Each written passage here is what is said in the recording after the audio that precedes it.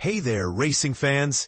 Imagine pinning your hopes on a team that's been churning in NASCAR's minor leagues for years, only to watch them sputter out just when the spotlight should shine brightest.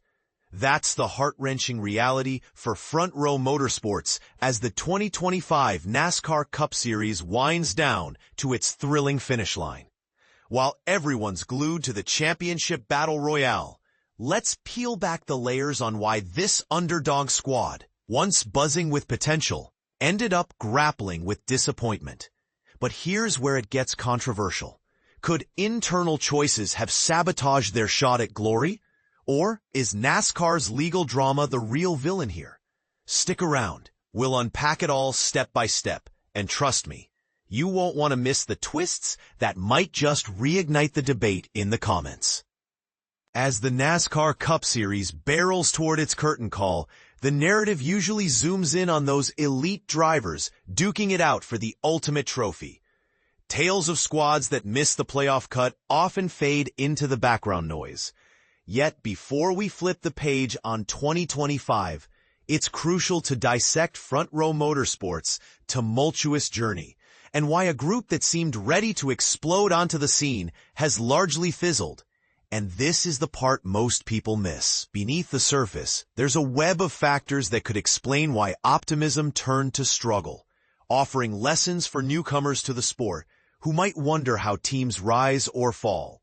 Front Row Motorsports entered 2025 with genuine reasons for excitement. Sure, they bid farewell to their seasoned vet, Michael McDowell, who brought experience and a couple of those rare victories to the table.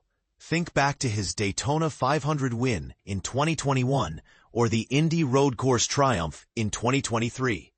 But their other pilot, Todd Gilliland, had shown promising strides in 2024, climbing to 22nd in the point standings after lingering in the 28th spot for 2 prior seasons. Gilliland wasn't about flashy maneuvers or viral crashes. He was the steady hand, consistently clawing into the top 20 finishes instead of scrapping in the top 30s. For beginners tuning in, this indicates real growth. Drivers like him build confidence by improving their qualifying times, pit strategies, and race day decisions, turning potential into points. Gilliland slid into McDowell's old number 134 ride for 2025, while Zane Smith, fresh from a rocky rookie year at Spire Motorsports and Trackhouse Racing, hopped into the number 38. Smith's late-season surge in 2024, with 4 solid top 10s, hinted at untapped potential, and his return to Front Row Motorsports, where he'd clinched a NASCAR Craftsman Truck Series title, felt like a perfect fit, blending familiarity with fresh ambition. Front Row Motorsports didn't stop at 2 teams. They expanded to a third for 2025, welcoming Noah Gragson behind the wheel. The organization has dabbled in 3-car lineups before, but with mixed results that often left them stretched thin on resources. However, their deepening ties with Ford, coupled with the shutdown of powerhouse Stewart-Haas Racing, created an opportune moment. Gragson, transitioning from SHR, was seen by many as a wild card, a talented but unproven force in the Cup Series who might dazzle with a supportive setup. If you're new to NASCAR, think of it like a basketball team drafting a young star. Sometimes, the right environment unlocks hidden skills, leading to breakout performances that fans never forget. Alas, those bold predictions of a surging Front Row Motorsports haven't materialized. Far from it, the team has actually backslid in 2025. With just 3 races remaining, they've mustered a mere 2 top 5 finishes, 10 top 10s, and a paltry 37 laps led across the board. Gilliland sits at 30th in the overall standings, Gragson languishes at 33rd, and Smith, the group's top performer, checks in at 27th. To contextualize this for racing rookies, these numbers reveal a team struggling with consistency. Fewer podium spots mean less momentum, and low lap lead counts suggest they're not dictating the pace on the track, often reacting instead of leading. Every other multi-car outfit in the Cup Series has at least one driver outpacing all 3 Front Row Motorsports entries. Even peers like Spire, Legacy Motor Club, and Colleague Racing have either boosted their performance or maintained their 2024 footing. RFK Racing, despite its own rough patch, has all three of its Ford machines ahead in the rankings, underscoring that Front Row Motorsports hasn't climbed the Ford hierarchy. None of the organization's dreams of expansion and heightened competitiveness have unfolded this year. It's a sobering reminder that in NASCAR, execution and timing are everything. So, what derailed Front Row Motorsports? The glaring culprit is the ongoing antitrust lawsuit against NASCAR, a legal saga that's draining energy and resources. While 23XI Racing and Denny Hamlin have been vocal frontmen in the fight, Front Row Motorsports has been in the trenches from the start. Owner Bob Jenkins' behind-the-scenes efforts, from court filings to negotiations, are no doubt taxing. To paint a clearer picture, imagine a small business owner battling a giant corporation. It's exhausting and diverts focus from core operations like car setups and driver coaching. But here's where it gets controversial. Some fans argue the lawsuit is a necessary stand against NASCAR's control, potentially benefiting underdogs long-term, while others see it as a distraction that teams like Front Row Motorsports can't afford in a cutthroat sport. Making things tougher, Front Row Motorsports forfeited their charter status mid-season due to the lawsuit, stripping away those lucrative bonuses.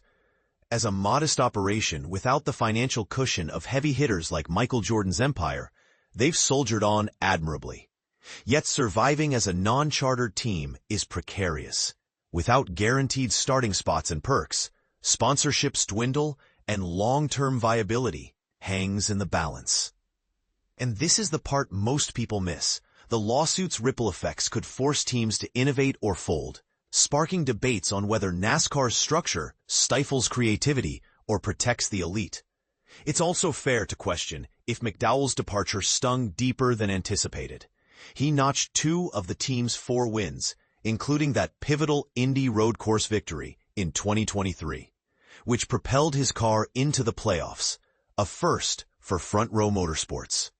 That race symbolized McDowell's knack for coaxing peak performance from their equipment, turning potential into triumph. For enthusiasts just starting out, this highlights how a driver's chemistry with their team can be the difference between mediocrity and milestones. Like how a quarterback's leadership elevates a football squad, personnel shifts in the offseason compounded the challenges. McDowell's exit to Spire Motorsports pulled crew chief Travis Peterson along. So Gilliland inherited a new one, Chris Lawson, for the number 34. Smith's number 38 retained Ryan Burgundy from Gilliland's old setup, while Gragson's number 4 crew, led by Drew Blickensderfer, brought over SHR veterans, creating a blend of fresh faces and transplants. From Front Row Motorsports' viewpoint, absorbing SHR's talent seems savvy, but integrating a third team hasn't yet catapulted them forward, illustrating the hurdles of rapid expansion in a sport where trust and synergy take time to build. Gazing ahead, Front Row Motorsports' horizon appears dimmer than this time last year. It's not out of the realm of possibility for a 2026 resurgence, especially with 3 young talents like Gilliland, Smith, and Gragson who could blossom with more seasons under their belts. However, if the lawsuit spells doom, they might not get that chance, leading to a shutdown that would cap a 20-year saga in the Cup Series' unpredictable arena. Fingers crossed they dodge the worst, learn from 2025's stumbles, and gear up for redemption. What do you think, fellow speed demons? Is the antitrust battle a noble fight for fairness or a self-inflicted wound for teams like Front Row Motorsports? Do you believe McDowell's absence was the tipping point, or were personnel changes the hidden culprit? Share your takes in the comments. Do you side with the optimists hoping for a comeback, or the skeptics predicting a fade-out?